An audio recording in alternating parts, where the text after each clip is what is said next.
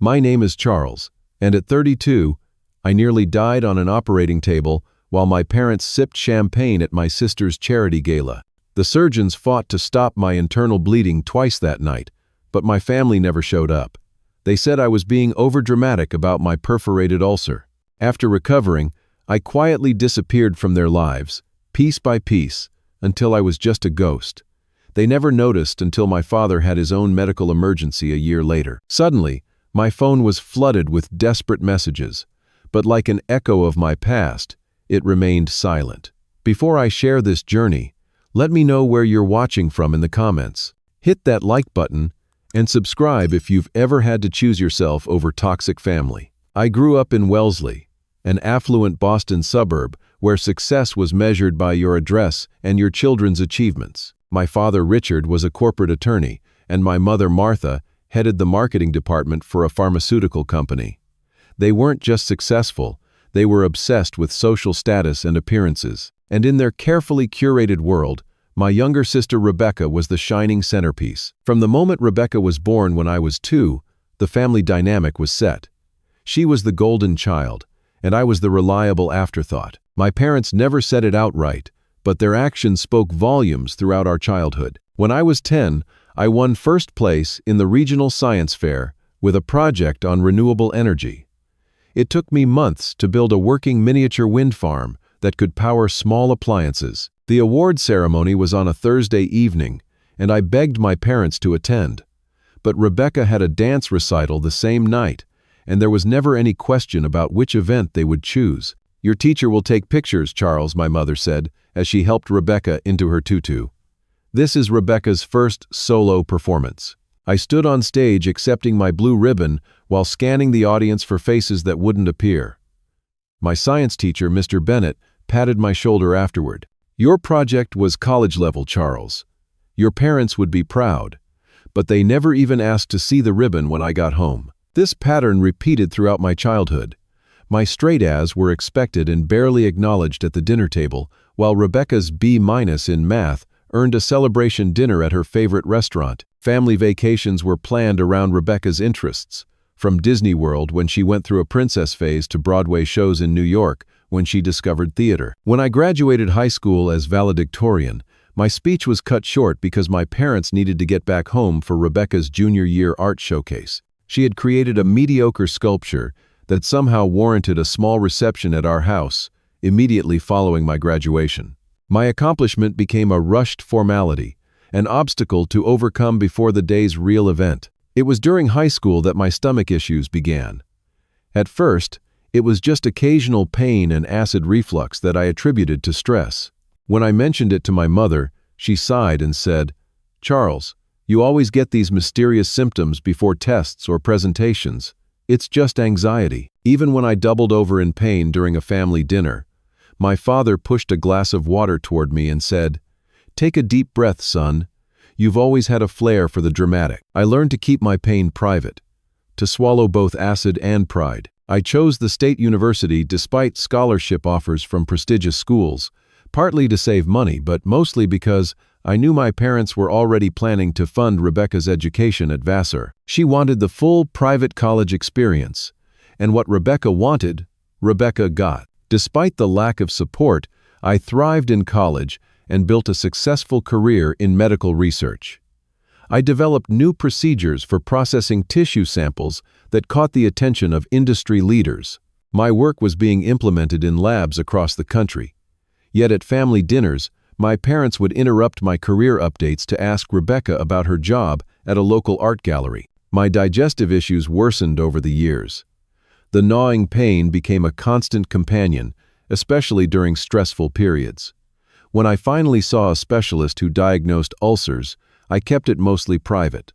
Experience had taught me that my health concerns would be minimized or dismissed. Still, I maintained family relationships. I showed up for Sunday dinners twice a month, attended every one of Rebecca's gallery openings, helped my parents with technology issues, and generally tried to be a good son. I listened to endless stories about family friends I barely knew, and sat through countless slideshows of Rebecca's latest vacation. Our last normal family dinner was at my parents' house, just 1 week before everything changed.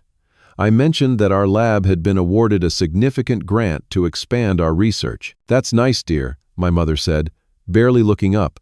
"Rebecca, tell Charles about the charity gala you're organizing." Rebecca launched into a detailed description of the black tie event she was planning to benefit local artists. As she spoke, my mother gazed at her with undisguised adoration. My father nodded approvingly at every detail. "It's going to be the social event of the season," Rebecca concluded. "Everyone who matters will be there." I smiled and nodded, swallowing the familiar ache that had nothing to do with my ulcers.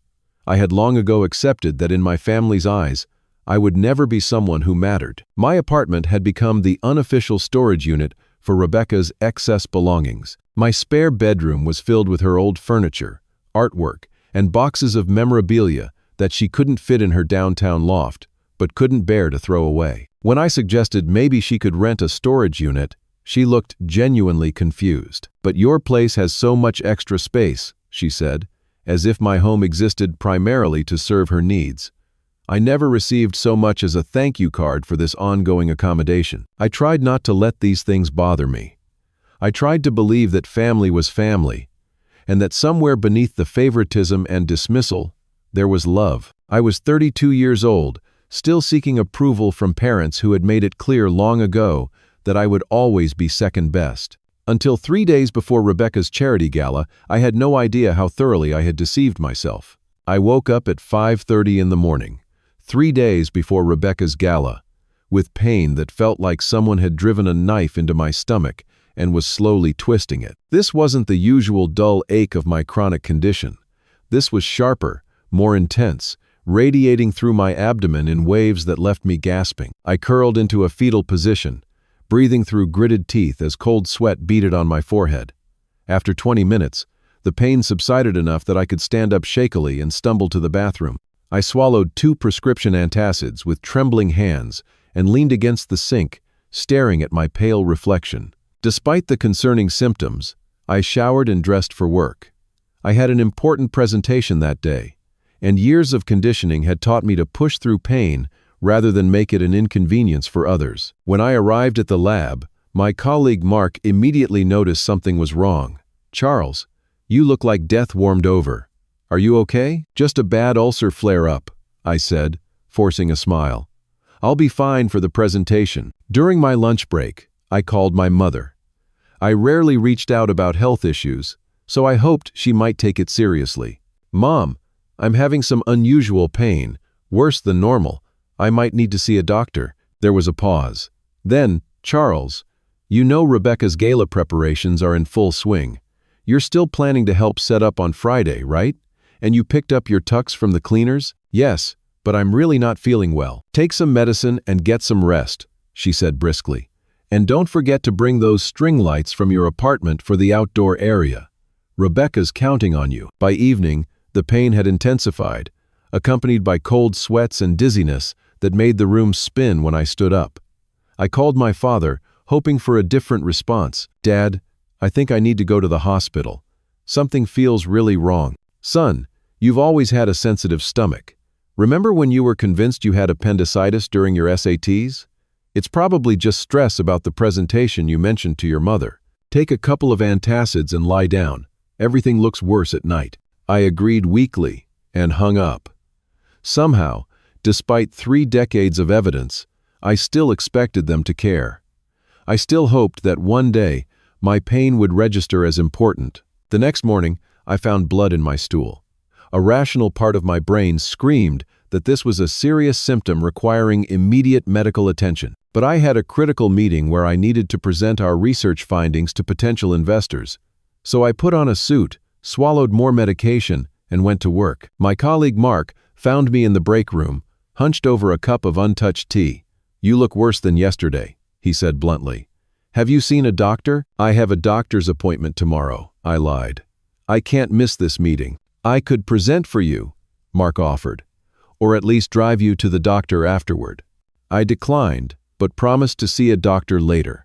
The presentation went well, though I had to grip the podium to stay upright at times. Afterward, I called my sister, seeking the support I couldn't seem to find from my parents. "Beck, I'm really not feeling well. I might need to go to the ER." "Charles, "I'm in the middle of crisis," she said immediately. "The florist just called, and they sent white roses instead of cream for the centerpieces." "White, Charles. It's going to throw off the entire color scheme. And Mom said you haven't dropped off those lights yet." "I'm sorry about the roses," I said automatically. "I'll try to bring the lights tomorrow." "Make sure you do. And please don't get sick before Saturday. I need everyone looking perfect in the family photos." An hour later, I collapsed in the office bathroom. Mark found me on the floor, pale and sweating, and insisted on calling an ambulance. I begged him not to, terrified of the expense and the drama. We compromised on an Uber to the emergency room. As the Uber driver glanced nervously at me in his rearview mirror, I texted my parents, "Going to ER, severe pain and bleeding." My mother replied, "Just picked up Rebecca's dress. Absolutely stunning. Feel better soon." My father added, "Don't forget to ask about coverage. Our insurance deductible is high this quarter." In the ER waiting room, I sent more urgent texts as my condition rapidly deteriorated. "Need someone to come. Getting admitted. Scared." The responses were brief and distracted. "In a meeting, helping Rebecca with seating charts. Keep us posted." A triage nurse took one look at my symptoms and immediately called for assistance. Within minutes, I was on a gurney being rushed through swinging doors, my phone clutched in my shaking hand. As they wheeled me into an examination room, I made one final desperate call. It went to voicemail. "Mom, Dad, please come," I whispered as doctors rushed into the room. "I think this is really serious." The ER doctor didn't mince words after examining me. "Mr. Williams, you have a perforated ulcer with severe internal bleeding. We need to get you into surgery immediately." Her face was grave as she explained the situation. "The stomach acid has burned a hole through your stomach lining and is leaking into your abdominal cavity. This is life-threatening if not treated right away." The room seemed to tilt as I processed her words. Life-threatening. I'd known something was seriously wrong, but hearing it confirmed sent ice through my veins. A nurse handed me consent forms, and I signed them with a shaking hand, acutely aware that no family member was there to support me. "Is there anyone we can call for you?" the nurse asked kindly. "I've been trying my parents," I said, embarrassment mixing with fear. "They're preparing for my sister's event tomorrow." Something flickered across her face, a brief look of judgment not meant for me to see. "You can try one more call before we take you up," she offered, handing me my phone. I dialed my father's number, heart pounding as the phone rang once, twice, 3 times. Just as I thought it would go to voicemail again, he answered. "Charles? What is it?" Music and laughter filled the background, the sounds of the pre-gala dinner I knew they were hosting that night. "Dad," I said, my voice breaking, "I'm about to go into emergency surgery. The doctor says I have a perforated ulcer and internal bleeding. It's serious." The words caught in my throat. "Can you and Mom come to Massachusetts General? I'm really scared." There was a pause. Then my father's voice, slightly lowered, but still casual. "Surgery, huh? Well, these things usually go fine. Your mother and I are hosting 30 people for Rebecca's pre-gala dinner right now. We'll try to stop by tomorrow morning, okay?" I couldn't speak for a moment, shock rendering me mute. In the background, I heard my sister's voice. "Dad, we need your help with the champagne toast." "Charles?" my father prompted. "You understand, right? It's Rebecca's big night." "They're saying it's life-threatening," I managed to say, hating the pleading note in my voice. My father sighed. "Doctors always say that to cover themselves. You'll be fine. I need to get back to our guests." Before I could respond, I heard my mother's voice. "Is that Charles? Let me talk to him." The phone rustled as it changed hands. "Charles," my mother said, her voice sharp with annoyance. "Why are you doing this tonight of all nights? You know how important this weekend is for your sister." "Mom, I have a perforated ulcer. I'm bleeding internally. They're taking me into emergency surgery right now. You've always had stomach problems, and they always seem to flare up when attention is on Rebecca. Don't be so dramatic on your sister's big night." I felt as if she'd slapped me. "Mom, I'm not making this up. The doctors say, you always need attention at the worst times," she interrupted. "We'll come by tomorrow after we've gotten some sleep. The caterers are waiting for my approval on the dessert presentation." The line went dead. She had hung up on me as I was being wheeled into surgery that might save my life, or might not. A nurse took my phone gently from my numb fingers. Her eyes were kind, but I could see pity there. "We've listed your emergency contacts in your file. The surgeon will update them during and after the procedure." I nodded, unable to speak past the lump in my throat. As they wheeled me toward the operating room, a profound sense of aloneness washed over me. The knowledge that my family was eating canapés and drinking champagne while I faced mortality was a pain worse than any physical symptom. The operating room was cold and sterile, blindingly bright after the dimmer hallway. As they transferred me to the operating table, the gravity of my situation hit me fully. I could die here tonight, alone under these lights, while my family celebrated, unaware and unconcerned. The anesthesiologist placed a gentle hand on my shoulder.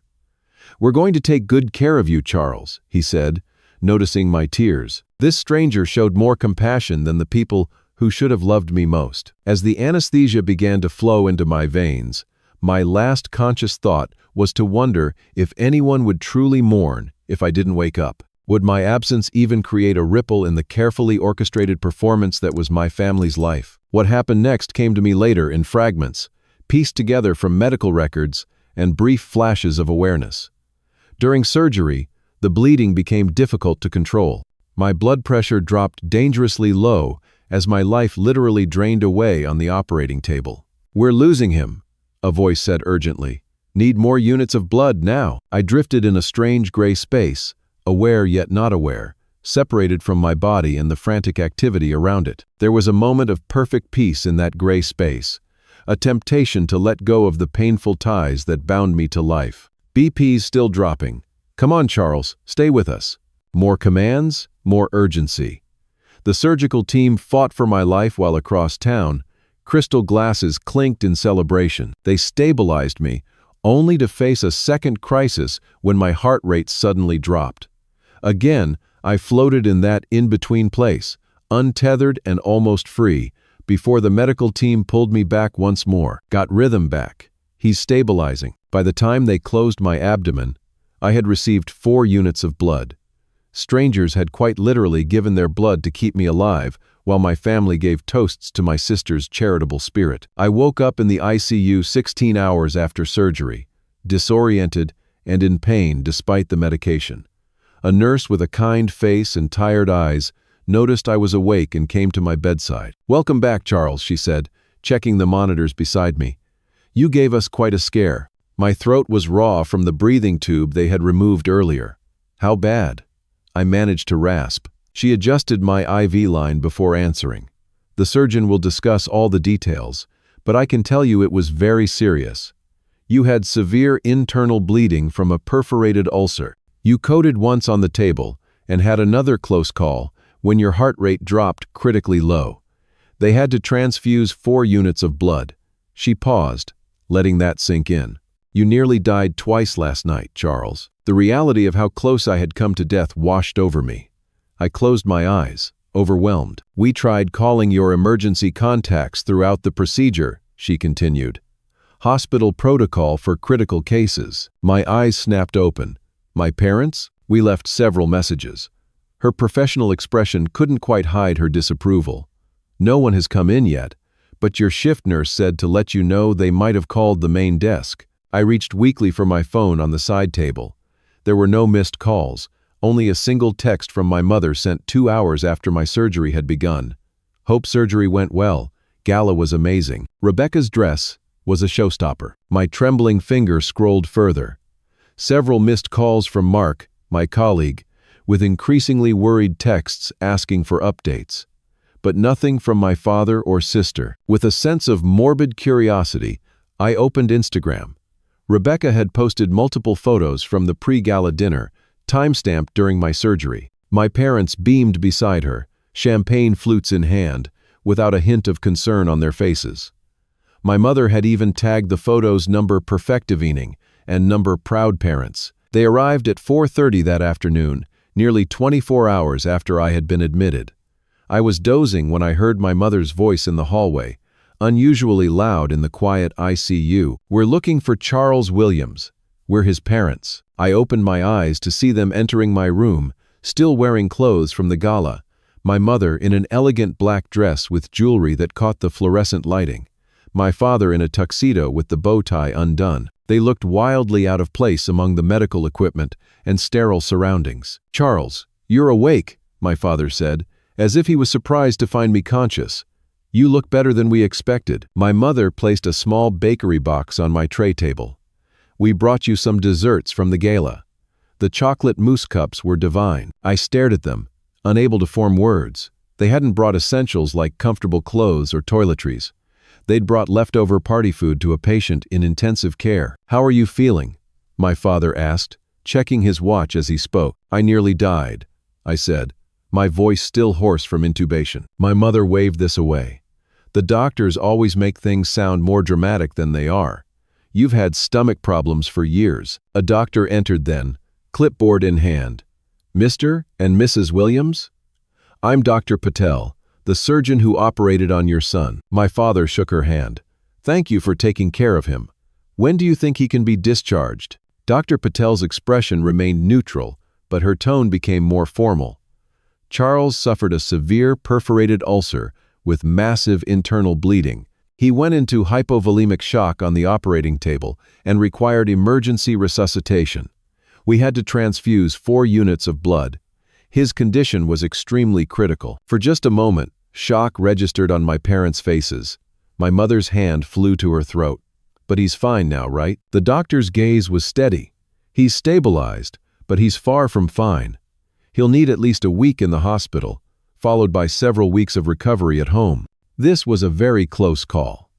Without prompt surgical intervention, Charles would not have survived the night. My father nodded soberly, but I could see his attention already shifting. "Well, thank goodness that didn't happen. When will he be moved to a regular room? The parking here is quite inconvenient." Dr. Patel's lips thinned slightly. "He'll remain in the ICU for at least another 24 hours for close monitoring. His body has been through significant trauma." They stayed for 45 minutes total. My father checked his watch at least 6 times. My mother spent 10 minutes describing Rebecca's gala in detail, including which local celebrities had attended and how much money had been raised for the Arts Foundation. As they prepared to leave, my mother patted my hand. "We'll check in tomorrow. Try to rest, and don't worry about anything. The hospital has our numbers if anything changes," my father added, "though I expect everything will be routine from here." They walked out, and as the door closed behind them, I heard my mother say, "We should still be able to make it to the Hendersons' dinner party if we leave now." I lay in the hospital bed, staring at the ceiling as their voices faded down the hallway.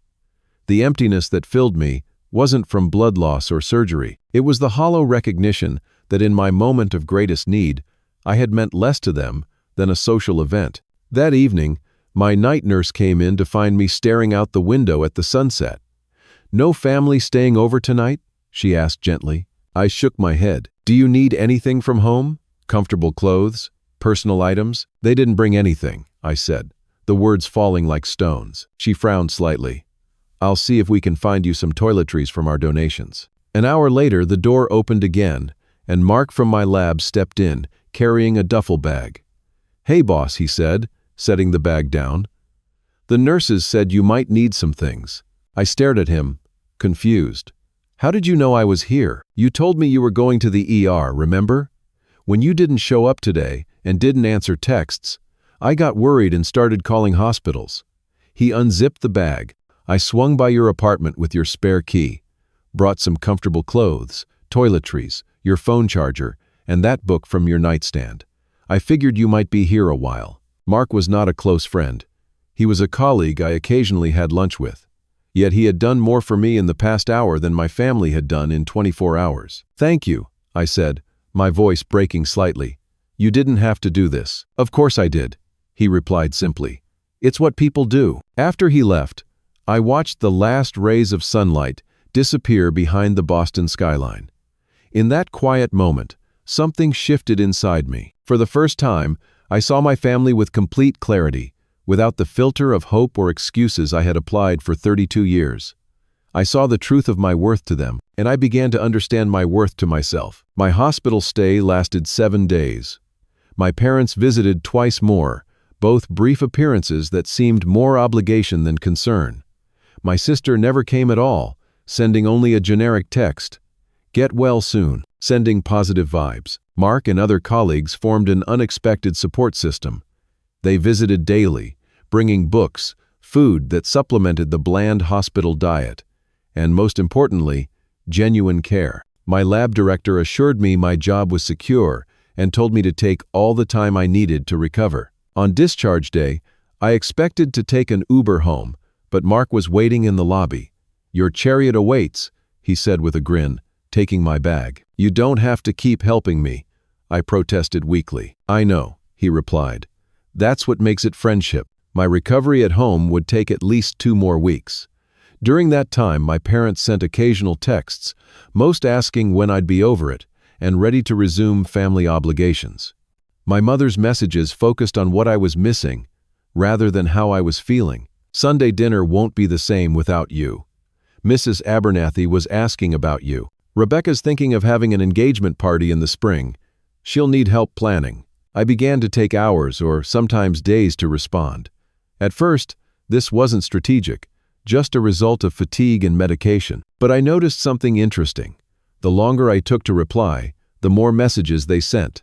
My absence created more reaction than my presence ever had. I started seeing a therapist, initially to process the trauma of my near-death experience. But our sessions quickly expanded to address the lifetime of similar treatment patterns that had contributed to my physical condition. Chronic stress is a major factor in ulcer development, Dr. Chen explained during one session. And family relationships can be a significant source of chronic stress. "I've always tried to be the perfect son," I admitted. "Nothing was ever good enough." "What would happen if you stopped trying?" she asked.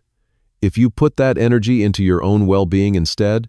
It was a revolutionary concept. The idea that I could prioritize myself without guilt or fear, that I deserved to be valued without constantly proving my worth. I began setting small boundaries. I didn't immediately answer family texts. I declined a Sunday dinner for the first time ever, citing recovery needs. When my mother called to complain about my absence, I mentioned casually that I had nearly died. "Don't be so dramatic, Charles," she replied automatically. "Everyone has health scares." Instead of feeling hurt, I felt oddly validated. This reaction confirmed what I already knew but had been unwilling to face. As my physical health improved, so did my perspective. I applied for a promotion that would involve some travel, something I'd hesitated to pursue before, because it would mean missing family events. I got the position and the substantial raise that came with it. I found a new apartment in a different neighborhood, one with a spare bedroom that would be mine alone, not a storage facility for my sister's excess belongings. I moved without telling my family until after the fact, sending a simple text with my new address. My mother called immediately. "Why would you move without consulting us? And what about Rebecca's things?" "I had them delivered to her apartment yesterday," I said calmly. "But she doesn't have room for all that." "That's for her to figure out," I replied. I needed the space. The silence on the other end of the line was unprecedented. I had never before refused a family demand. I joined a photography group through a community center, something I'd always wanted to do but never made time for.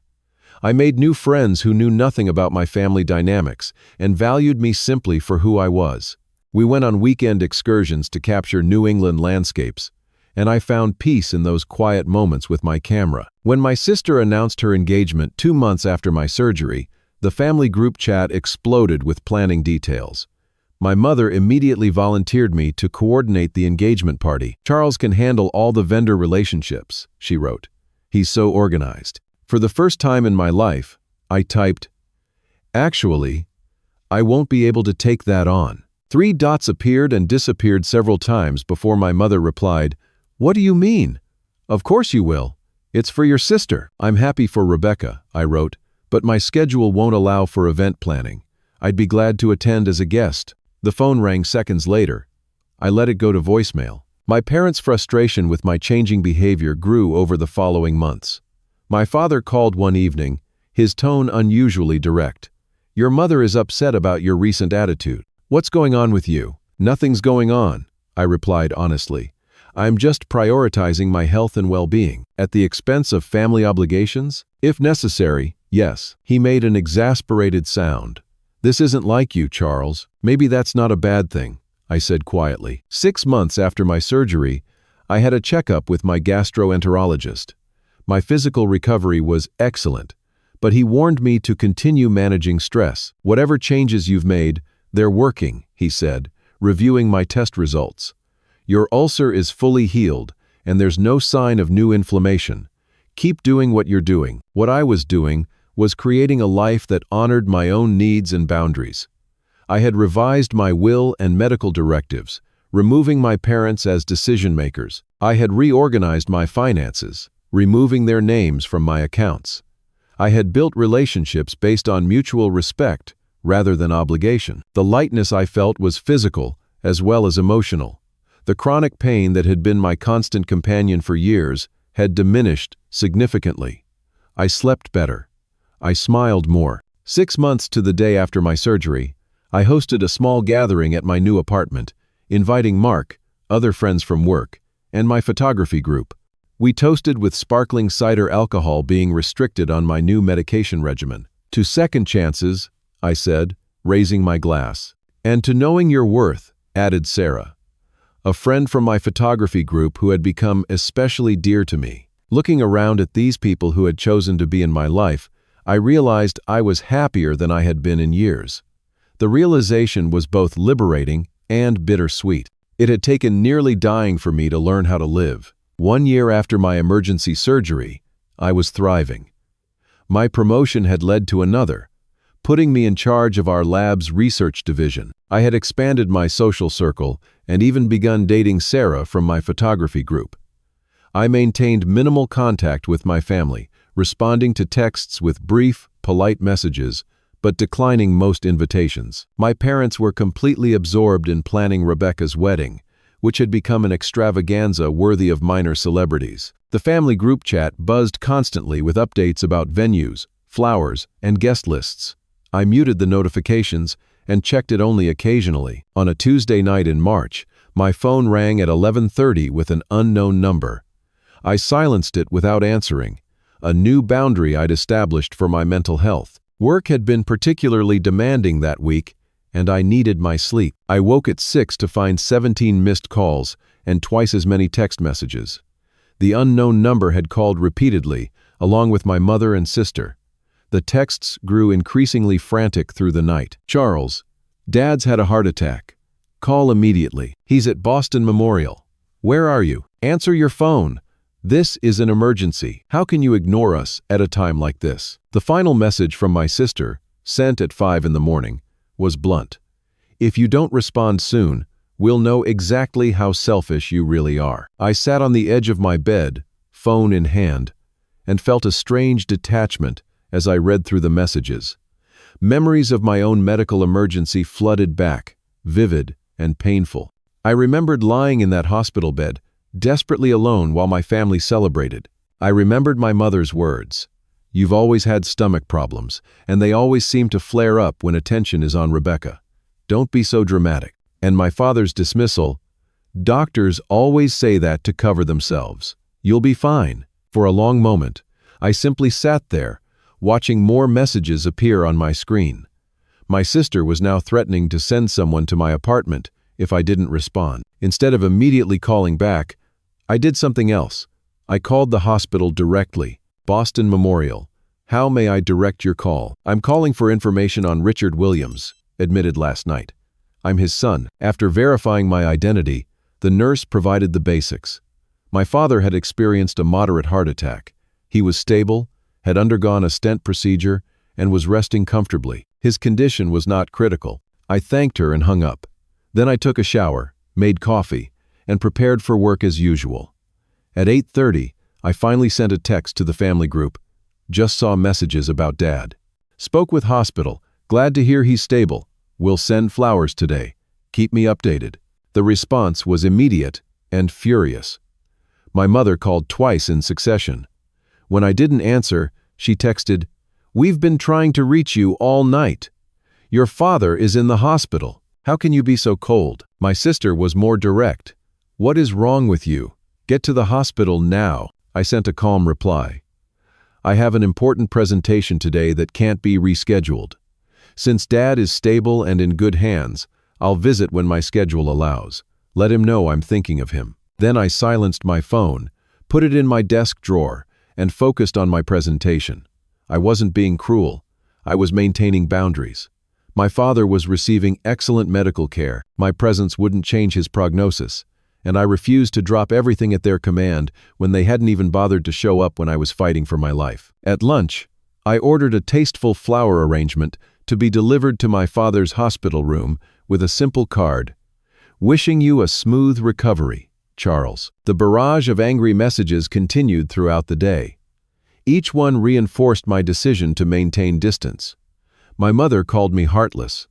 My sister said I was showing my true colors. Neither mentioned the parallel to my own medical emergency, likely because they had never acknowledged the severity of it in the first place. My father recovered well and returned home 3 days later.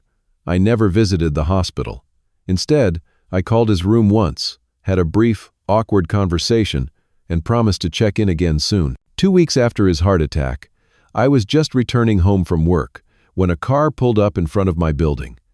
My parents and sister emerged, faces set with determination. It was the ambush I had been half expecting. I met them at my door with resigned calm.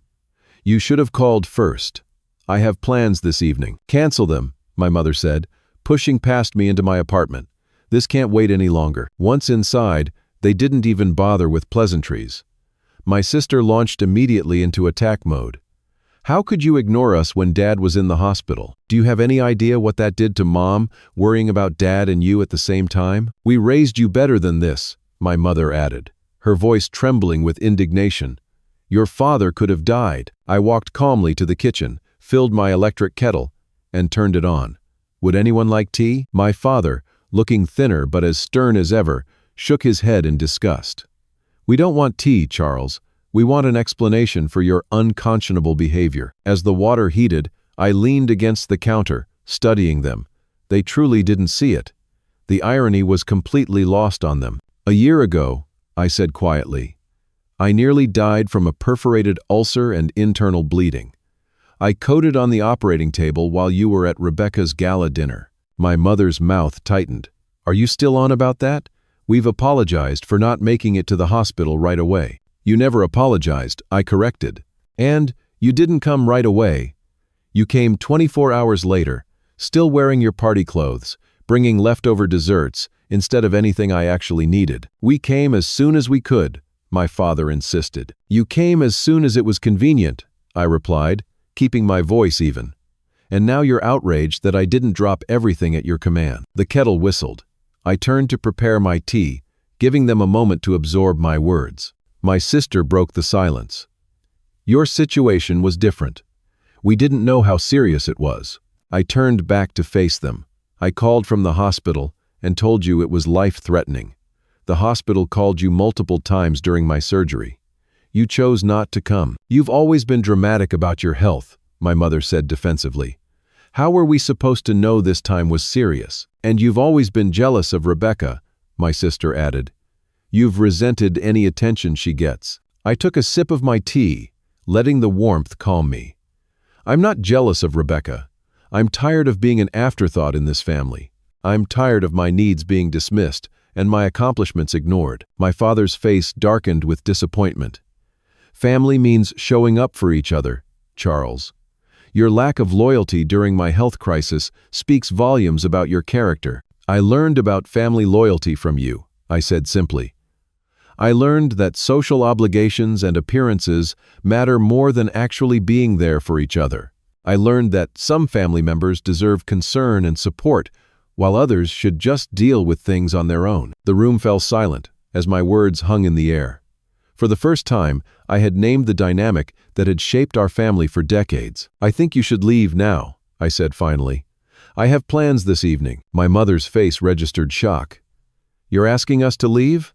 After we came all this way to check on you?" "You didn't come to check on me. You came to berate me for not behaving the way you wanted. There's a difference." I moved toward the door. "I wish Dad a continued recovery. I'm glad he's doing better." but I need you to leave my home now." They stood frozen, apparently unable to process that I was setting a boundary. "You don't mean this," my father said at last. "This isn't you, Charles." "Actually, this is me," I replied. "The real me, without the desperate need for your approval that I've carried my whole life. The me that values myself enough to expect basic respect and consideration. After everything we've done for you," my mother began, tears welling in her eyes. I opened the door. "I'm not doing this to hurt you. I'm doing it to protect myself." As they filed out, stunned and silent, I added one final thought. "You taught me what family really means to you. I'm just finally listening." I closed the door on their protests, leaned against it, and took a deep breath. It was done. The final break I had been working toward for a year had happened, and despite the turmoil, I felt an overwhelming sense of peace. 2 years passed. I moved to Philadelphia for a research director position at a prestigious medical center. My relationship with Sarah blossomed into something solid and nurturing. We bought a small house together near a park where we took our rescue dog, Barney, for daily walks. I heard about my family occasionally through mutual connections. My sister's marriage lasted 14 months before ending in a bitter divorce that apparently shocked everyone but me. My parents had reached out several times in the months following our confrontation, first with angry messages, then guilt-inducing ones, and finally with awkward attempts at normalcy, as if our final conversation had never happened. I responded politely but briefly to direct questions and holiday wishes, but maintained the distance that had become my protection. It wasn't about punishment, it was about self-preservation. Then came an unexpected encounter. I was presenting research at a medical conference in Chicago when I spotted my mother across the exhibition hall. Her pharmaceutical company was a sponsor, and she was manning their corporate booth. She looked older, her carefully maintained appearance showing signs of the passage of time in a way I hadn't anticipated. Our eyes met, and for a moment, neither of us moved. Then I nodded slightly and continued my conversation with a colleague. Later, as I was getting coffee during a break, she approached me. "You look well, Charles," she said, her voice carrying a vulnerability I'd rarely heard. "Thank you. So do you." An awkward silence stretched between us. "Finally," she said, "your research on ulcerative conditions was mentioned in the keynote. They showed your photo on the big screen." "It's been a productive few years," I replied. "Your father asks about you sometimes," she offered. "He keeps track of your publications." I nodded, unsure what to say to this unexpected information. "We made mistakes, Charles," she said suddenly, her voice barely audible. "I don't know if you can ever forgive us, but we do think about you." I studied her face, searching for the manipulation that had characterized so many of our interactions.